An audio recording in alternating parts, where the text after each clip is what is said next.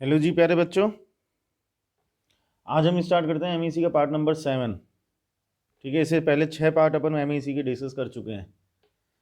ठीक है, रफली अगर अपन थोड़ी सी बात करें तो क्या क्या चीज़ें अपन ने डिस्कस कर ली। प्रीवियस वीडियो की अगर अपन बात करें तो एक करंट कैरिंग वायर को अगर मैग्नेटिक फील्ड में रखेंगे तो उस पर कितना फोर्स लगेगा। एक करंट कैरिंग लूप को अगर मैग्नेटिक फील्ड में रखेंगे तो उस पर कितना टॉर्क लगेगा। वहाँ कुछ मैग्नेटिक मोमेंट से रिलेटेड भी अपन ने बात की थी। जब मैग्नेटिक मोमेंट से रिलेटेड कुछ और डिस्कशन भी होगा मैग्नेटिज्म के सेकंड पार्ट में, जब हम मैग्नेटिक सब्सटेंसेस वगैरह के बारे में पढ़ेंगे तो वहाँ पर मैग्नेटिक मोमेंट की और दोबारा से बात होगी। ठीक, आज जो चीज़ हम स्टार्ट कर रहे हैं वो है एम्पियर सर्किटल लॉ। राइट, इस लॉ को डिस्कस करने से पहले थोड़ी सी बात बता देता हूँ बेटा मैं आपको। एक्चुअली बेटा ये जो लॉ है ना, ये कुछ उसी तरीके का है, मतलब इसकी कहानी कुछ उसी तरह की है जैसे गॉस लॉ की। इलेक्ट्रोस्टैटिक्स में पढ़ते हैं ना अपन गॉस लॉ, कुछ उसी तरीके की कहानी है। ठीक है, मतलब थोड़ा सा तो अपन एनालॉजी के बेसिस पर बात कर सकते हैं, बाकी थोड़ा सा इन दोनों चीज़ों के बीच में डिफरेंस भी है। कैसे डिफरेंस है कि एम्पियर सर्किटल लॉ में जैसे हम गॉस थ्योरम को अप्लाई करते थे तो गॉस थ्योरम को अप्लाई करने के लिए क्लोज सरफेस बनाते थे। ठीक है ना, 2 मिनट के लिए मेरी इस बात को समझना जिससे सर्किटल लॉ को अप्लाई करना समझना आसान हो जाएगा। कि भाई हम गॉस थ्योरम को जब अप्लाई करते थे तो एक सरफेस बनाते थे जिसको हम गॉसियन सरफेस बोलते थे। यहाँ क्या होगा कि जब हम एम्पियर सर्किटल लॉ को अप्लाई करेंगे तो एक क्लोज लूप बनाएंगे। अब लूप में और सरफेस में डिफरेंस होता है। सरफेस बनाने का मतलब क्या होता है कि हम एक 3D स्ट्रक्चर पर बात कर रहे हैं। जैसे हमने स्फेयर बनाया, सिलेंडर बनाया, इसी तरीके की गॉसियन सरफेसेस बनाई थी, तो ये सारे 3D स्ट्रक्चर्स थे। यहाँ मैं बात करूँगी एक क्लोज लूप बनाएंगे, तो क्लोज लूप का मतलब हो गया एक 2D स्ट्रक्चर। हम बताएंगे एक रेक्टेंगुलर लूप या सर्कुलर लूप। ठीक है, तो वहाँ जो हम एलिमेंट ले रहे थे वो सरफेस पर ले रहे थे, यहाँ जो एलिमेंट लेंगे वो हम लूप पर लेंगे। वहाँ सरफेस को हमने नाम दिया था गॉसियन सरफेस। सरफेस को नाम क्या दिया था? Gaussian surface. तो यहाँ जो हम क्लोज लूप बनाएंगे उसको कहेंगे एम्पीरियन लूप। ठीक है, अब वहाँ गॉसियन सरफेस बना करके मतलब गॉस थ्योरम को जो हमने अप्लाई किया था वो बेसिकली हमने उसके एप्लीकेशंस जो डिस्कस किए थे वो किस चीज़ के लिए डिस्कस किए थे कि भाई किसी भी एक चार्ज डिस्ट्रीब्यूशन की वजह से पर अगर हमको किसी पॉइंट पर इलेक्ट्रिक फील्ड कैलकुलेट करना है then we will use Gauss theorem. यही हमने किया था। ऐसे ही यहाँ पर एम्पियर सर्किटल लॉ के भी कुछ एप्लीकेशंस आएंगे कि इस लॉ को अप्लाई करके हम करंट डिस्ट्रीब्यूशन की वजह से किसी पॉइंट पर मैग्नेटिक फील्ड कैलकुलेट कर सकते हैं। तो वहाँ चार्ज डिस्ट्रीब्यूशन की वजह से इलेक्ट्रिक फील्ड निकाला था, यहाँ करंट की वजह से मैग्नेटिक फील्ड निकालना है। वहाँ पर क्लोज सरफेस बनाई थी, यहाँ पर क्लोज लूप बनाना है। वहाँ सरफेस का नाम गॉसियन सरफेस था, यहाँ पर लूप का नाम एम्पीरियन लूप है। वहाँ एक एलिमेंट सरफेस पर लिया था तो सरफेस पर जो एलिमेंट लिया था उसका एरिया लिया था तो हमने डी ए वैक्टर की बात की थी। यहाँ पर हम जो एलिमेंट लेंगे वो लूप पर लेंगे, तो लूप पर एक एलिमेंट लेंगे तो हम डी एल वैक्टर की बात करेंगे। तो वहाँ डी ए वैक्टर आया था, यहाँ पर डी एल वैक्टर आएगा। ठीक है, अब देखते हैं एम्पियर सर्किटल लॉ क्या कहता है। एक जनरल केस कुछ भी अपन ने ले कि मान लो कुछ इस तरीके से वायर्स हैं, इस तरह से कुछ वायर्स हैं, ये वायर्स हैं। अब इनमें से कुछ करंट ऊपर है, ये करंट नीचे है, मान लो ये करंट भी नीचे है, ये करंट ऊपर है। कोई भी हमें केस लेकर के चलें एम्पियर सर्किटल लॉ को समझने के लिए कि इस तरीके से करंट कैरिंग वायर्स का एक ग्रुप है, उनमें से कुछ वायर्स में जो करंट जा रहा है वो ऊपर की तरफ जा रहा है और कुछ वायर्स में करंट नीचे की तरफ जा रहा है। मान लो इसमें करंट है I1, इसमें करंट मान लो I2, I3, I4, I5 ऐसा मान लिया। अब हमने कहा कि ये जो ग्रुप है वायर्स का, इसकी वजह से मान लो यहाँ किसी पॉइंट पर मैग्नेटिक फील्ड कैलकुलेट करना है। तो हमने गॉसियन सरफेस को बनाने में एक बात का ध्यान रखा था कि जिस पॉइंट पर इलेक्ट्रिक फील्ड कैलकुलेट करना है वो गॉसियन सरफेस पर आना चाहिए। ऐसे ही यहाँ पर ध्यान रखना है कि जिस पॉइंट पर अपन को मैग्नेटिक फील्ड कैलकुलेट करना है वो एम्पीरियल लूप पर आना चाहिए। तो फॉर एग्जांपल कि हमने इस तरीके का एक क्लोज लूप बनाया, ये इस तरह से हमारे क्लोज लूप बना, तो ये पॉइंट हमारा इस क्लोज लूप पर आ गया। अब पहली बात तो ये जो हमारा लूप बना है इसको हम कहेंगे एम्पीरियन लूप। ठीक है सर, ये हमारा एम्पीरियन लूप बना। अब एम्पियर्स लॉ क्या कहता है कि साहब आप इस लूप पर कोई एक एलिमेंट लो कहीं पर भी, उस एलिमेंट की लेंथ को डीएल कहो। ठीक है। तो फिर इस एलिमेंट के लिए B vector dot DL vector करो। जैसे गॉसियन थ्योरम में, गॉस के लॉ में हमने बोला था ई डॉट डी ए, तो अब ई की जगह यहाँ पर बी आ गया और डी ए की जगह डी एल आ गया। ठीक है। पूरे लूप के लिए अगर बात करोगे तो इंटीग्रेशन करो, क्लोज लूप की बात करो तो सर्कल बनाओ। ये जो चीज बेटा हमने लिखी है इसको हम बोलते हैं लाइन इंटीग्रल। क्या बोलते हैं? Line integral. ठीक है। हिंदी में कोई अगर इसको हिंदी में समझना चाहे तो हम कहेंगे रेखीय समाकलन। किसका? पूरा क्या बोलूंगा? This is line integral of magnetic field, चुंबकीय क्षेत्र का रेखीय समाकलन। ये जो पूरी बात लिखी हुई है, and that is equals to mu naught times of summation I. वहां 1/ε0 था, उसकी जगह यहां पर म्यू नॉट आ गया। वहां समेशन क्यू था, उसकी जगह समेशन आई आ गया। ठीक है। समेशन आई क्या चीज है? समेशन आई है कि जो भी हमने एम्पीरियन लूप लिया उसके अंदर से जितने भी करंट पास हो रहे लूप के अंदर से, जैसे वहां पर समेशन क्यू का मतलब था total charge inside the Gaussian surface, कि सरफेस के अंदर कितना चार्ज था। ऐसे यहां पर समेशन आई का मतलब क्या है कि ये जो हमने लूप बनाया इस लूप के अंदर से कितना करंट पास हो रहा है, उस करंट का एल्जेब्रिक सम। अब बात एल्जेब्रिक सम की आती है तो we will have to decide positive and negative current. तो एक डायरेक्शन का करंट पॉजिटिव, दूसरे डायरेक्शन का करंट नेगेटिव। ये पॉजिटिव नेगेटिव जो डिसाइड करने वाली बात है ये भी अपने आप में एक बहुत इंपॉर्टेंट पॉइंट है। ठीक है। उससे पहले एक पॉइंट आता है बेटा कि ये जो डीएल वेक्टर है सर ये हमको किधर की तरफ लेना है। अभी तक आपने हमको ये सिखाया कि DL vector is always taken in the direction of the current, but यहां सिचुएशन थोड़ी सी अलग है। थोड़ा सा ध्यान से देखो। पहले जो हम डीएल वेक्टर ले रहे थे वो करंट कैरिंग वायर पर ले रहे थे, वायर पर इटसेल्फ। आप बायो सावर्ट को याद करो। ठीक है। आप एक करंट कैरिंग वायर पर मैग्नेटिक फील्ड की वजह से जो फोर्स लग रहा है उसको याद करो, जिसमें हमने F इक्वल्स टू बिल बोला था और F vector equals to I L cross B बोला था। उसमें हमने कहा था कि L vector will be in the direction of the current. तो वहां जो डीएल वेक्टर या एल वेक्टर की बात हो रही थी बेटा वो उस एलिमेंट के लिए हो रही थी जो एलिमेंट हमने करंट कैरिंग वायर पर ही लिया था। यहां जो हम एलिमेंट ले रहे हैं वो वायर पर नहीं ले रहे, एक इमेजिनरी लूप पर ले रहे हैं जिसका नाम एम्पीरियन लूप है। तो यहां डीएल वेक्टर कैसे डिसाइड होगा?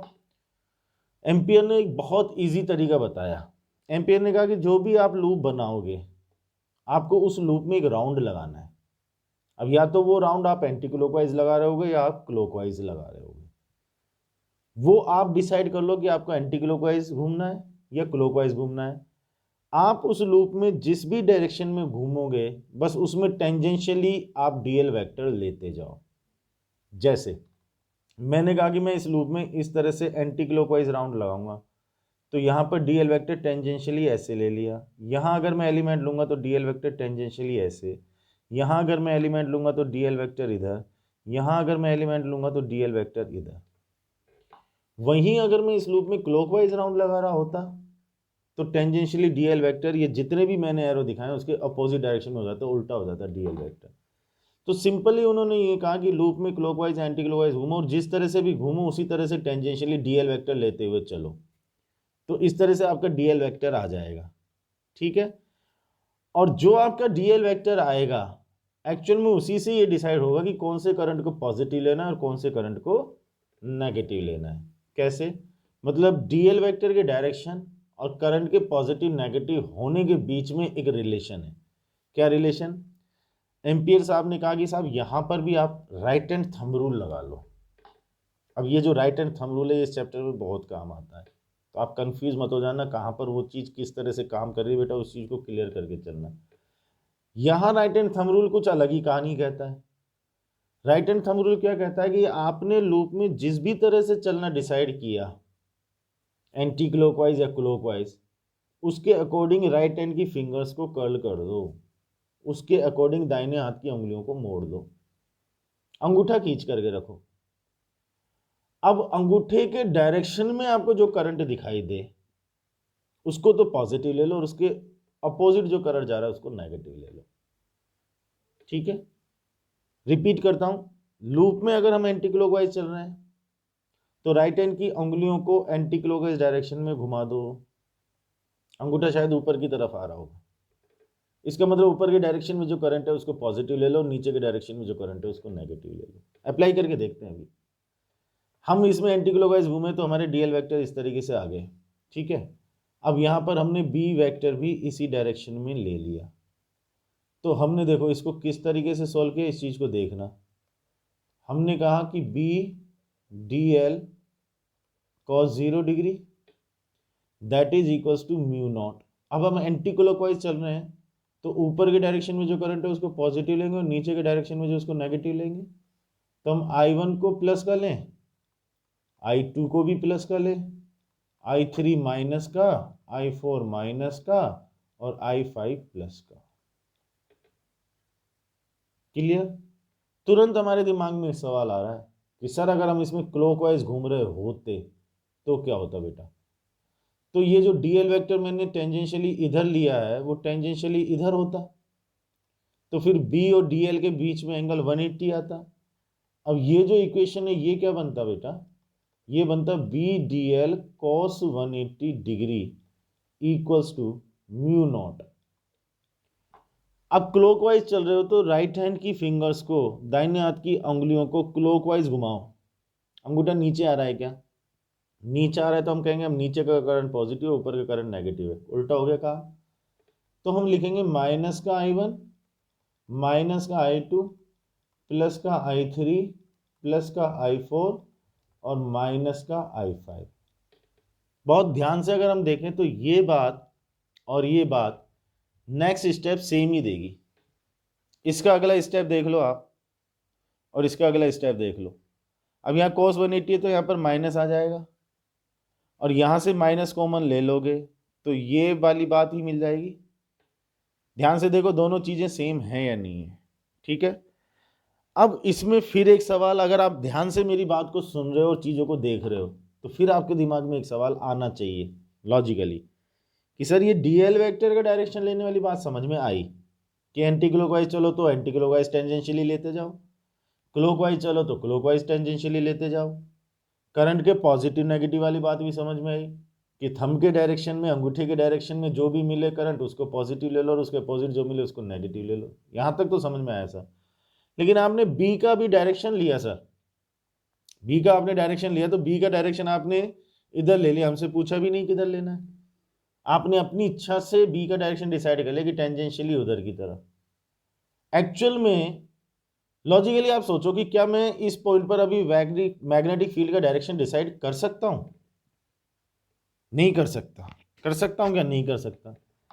लेकिन मुझे यह मालूम है कि या तो वो मैग्नेटिक फील्ड टेंजेंशियली उधर की तरफ होगा या फिर वो टेंजेंशियली इधर की तरफ होगा, होगी तो दोनों में से कोई एक ही डायरेक्शन, ठीक है। तो मैंने अपनी इच्छा से बी का डायरेक्शन ले लिया, मतलब बी का डायरेक्शन लेने में मैं एम्पियर साहब की कोई हेल्प नहीं ले रहा।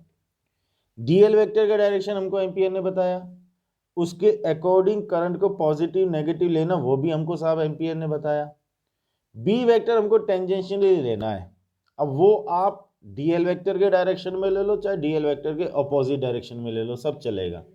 कैसे चलेगा कि आपने मान लो उसको डीएल वेक्टर के डायरेक्शन में ले लिया और फिर आपने डेरिवेशन किया और अब आपके पास में रिजल्ट आया नेगेटिव, तो आप समझ जाओगे कि वैल्यू तो वही आएगी जो आपने निकाली है, बट आपने मैग्नेटिक फील्ड जिस डायरेक्शन में कंसीडर किया एक्चुअल में मैग्नेटिक फील्ड उसके अपोजिट डायरेक्शन में होगा। बात क्लियर? याद करो जैसे करंट इलेक्ट्रिसिटी में किरचॉफ्स लॉ को अप्लाई करने में हम करंट का एक डायरेक्शन अपनी तरफ से ले लेते थे और कई बार सॉल्व करने के बाद में वो वैल्यू नेगेटिव आ जाती थी। नेगेटिव वैल्यू आने का मतलब कि हमने करंट को जिस डायरेक्शन में कंसीडर किया है एक्चुअल में करंट उसके अपोजिट डायरेक्शन में।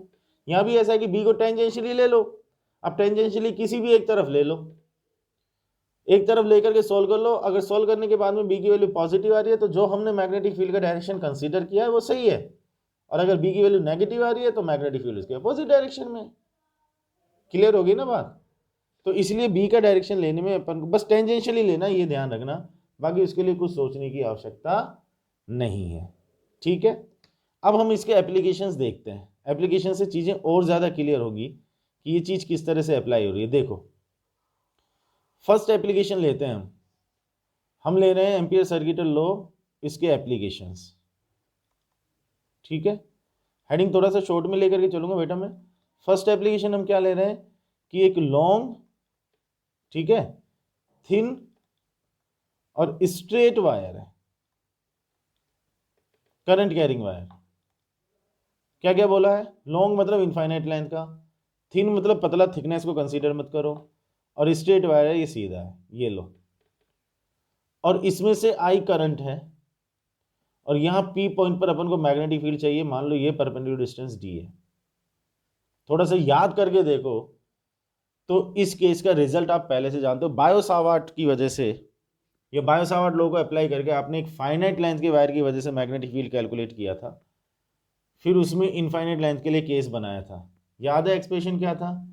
एक्सप्रेशन आया था हमारा इनफाइनाइट लेंथ के वायर के लिए mu naught I upon 2 D. भूल तो नहीं गए हो? अरे हाँ ना तो बोलो। तो अब इसको एम्पियर सर्किटल लॉ से अगर अपन करें तो चलो जी, हमने इस तरीके से एक ये सर्कुलर लूप बनाया।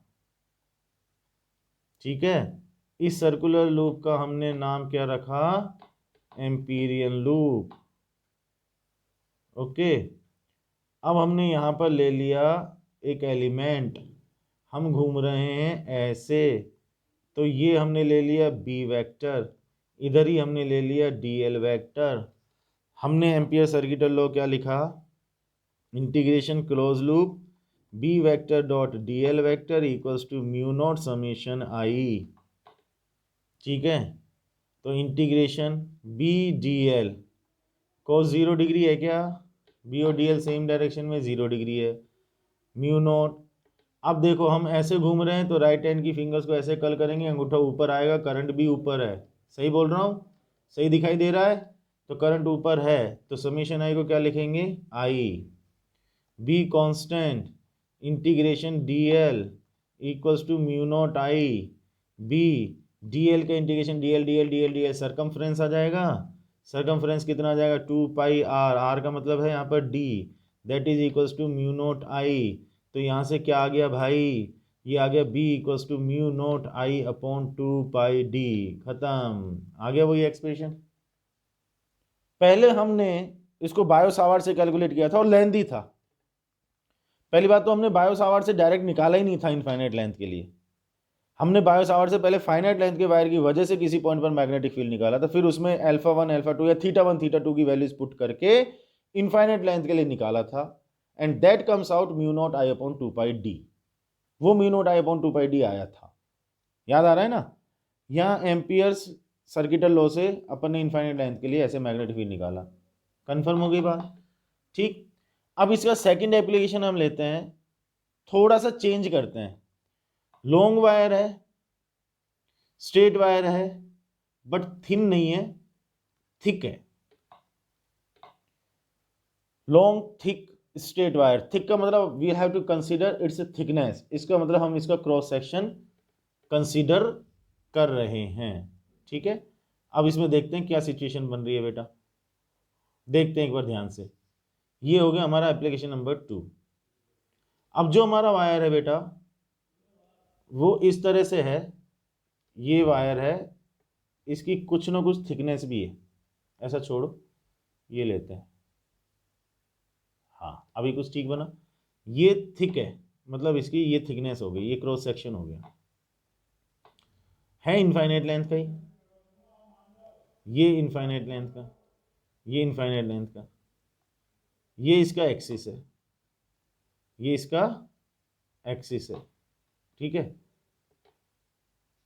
ये इसका एक्सिस हो गया साहब। तो अब इसका जो क्रॉस सेक्शन है ना, उसका रेडियस हमने कितना ले लिया बेटा? क्रॉस सेक्शन का रेडियस ए ले लिया, और इस पूरे में से जो करंट जा रहा है ना टोटल, इस पूरे वायर में से वो आई है। अब हमको जिस पॉइंट पर मैग्नेटिक फील्ड निकालना है यार, उस पॉइंट की है ना 3 पॉसिबल सिचुएशंस बन रही हैं यहाँ। थिन वायर के लिए नहीं बनी थी, थिन वायर के लिए बात करोगे तो पॉइंट बाहर ही आएगा, थिक वायर के लिए बात करोगे तो पॉइंट बाहर भी हो सकता है, इसकी सरफेस पर भी हो सकता है और अंदर भी हो सकता है। हम जो पॉइंट कंसीडर कर रहे हैं उसका एक्सिस से परपेंडिकुलर डिस्टेंस आर मान रहे हैं। कितना मान रहे हैं? आर। तो अब इसमें फर्स्ट केस क्या बना हमारा? आउटसाइड पॉइंट, बाहर वाले पॉइंट पर बात कर रहे हैं, तो आर ग्रेटर देन ए हो जाएगा क्या, बाहर वाले पॉइंट पर बात करेंगे तो। अच्छा एक छोटी सी बात और, क्रॉस सेक्शन एरिया कितना है, पाई ए स्क्वायर, उसमें से करंट पास हो रहा है आई, तो 1 में से करंट कितना पास होगा, I upon pi A square, that is current density, जरूरत पड़ेगी इसकी, तो ये करंट डेंसिटी आ गई जे। ठीक, वापस उसी पॉइंट पर आते हैं कि बाहर के पॉइंट पर मैग्नेटिक फील्ड चाहिए, तो ये रहा बाहर का पॉइंट, ये डिस्टेंस आ गया आर, तो चेक कर लो बाहर के पॉइंट के लिए आर ग्रेटर देन ए हो गया। अब पी पॉइंट पर चाहिए, तो हमने ये सर्कुलर लूप बना दिया, ये एलिमेंट ले लिया, टेंजेंशियली बी वेक्टर और डीएल वेक्टर दिखाया, इंटीग्रेशन क्लोज लूप के लिए B vector dot DL vector equals to mu naught summation I आया, सॉल्व किया, B D L cos 0 mu naught summation I का मतलब आई, पूरा सॉल्व करेंगे तो mu naught I upon 2 pi R, एक दो स्टेप मैंने स्किप कर दिए, आप समझ सकते हैं आराम से। तो यह मिल गया हमको B proportional to 1 upon R. ठीक, अब पॉइंट को अगर सरफेस पर ले लें, ये कुछ गॉस थ्योरम के एप्लीकेशन की याद दिला रहा है। आउटसाइड पॉइंट के बाद में अब सरफेस पर बात करेंगे, तो सरफेस पर बात करेंगे तो आर इक्वल्स टू ए हो जाएगा, तो B equals to mu naught I upon 2 pi A, ये आ गया सरफेस पर। ठीक, तीसरा लेते हैं हम, कहां पर लेते हैं, तीसरा हमने लिया इनसाइड पॉइंट, इनसाइड पॉइंट मतलब आर लेस देन ए। ठीक है, मतलब यहां कहीं ले रहे हैं पॉइंट, तो ये हमारा एम्पीरियन लूप बनेगा, इस पर हम एलिमेंट लेंगे, बी वेक्टर और डीएल वेक्टर दिखाएंगे, ध्यान से देखना है बेटा अब इसको, B dot D L equals to mu naught summation I, तो ये हमने लिखा integration B D L cos 0 degree equals to mu naught, अब समेशन आई, तो ये जो हमने एम्पीरियन लूप बनाया, इसके अंदर इतने पोर्शन में से पास होने वाला करंट, क्या पूरा करंट है, नहीं, तो हम क्या कहेंगे, इसका एरिया देखो, इसका एरिया कितना है, पाई आर स्क्वायर। हमने कहा साहब यूनिट एरिया में से इतना करंट पास हो रहा है, तो इतना एरिया में से कितना करंट पास होगा, क्या बात समझ में आ रही है। तो हम समीशन आई क्या लिखेंगे, J into pi R square, clear हुई ये बात। तो integration B D L mu naught, J का मतलब हो गया I upon pi A square, into में पाई आर स्क्वायर, पाई से पाई मर गया, बी डी एल का integration 2 pi R equals to mu naught I R square upon A square, R से R cancel, B equals to mu naught I R upon 2 pi A square, हाँ या ना। तो यहां पर आ गया है बी प्रोपोर्शनल टू आर, बाहर के पॉइंट के लिए B proportional to 1 upon R, अंदर के लिए बी प्रोपोर्शनल टू आर। ठीक है, तो बी और आर का ग्राफ कैसा, ये आर इक्वल्स टू 0 मतलब एक्सिस, ये आर इक्वल्स टू ए मतलब सरफेस, तो यहाँ से यहाँ तक तो बी प्रोपोर्शनल टू आर मतलब ये स्ट्रेट लाइन। ठीक है, और बाहर की अगर अपन बात करेंगे तो ये कर्व फॉर्म में B proportional to 1 upon R, इसका मतलब सरफेस पर magnetic field will be maximum. बोलो ये कहानी अच्छे तरीके से समझ में आई है या नहीं आई है।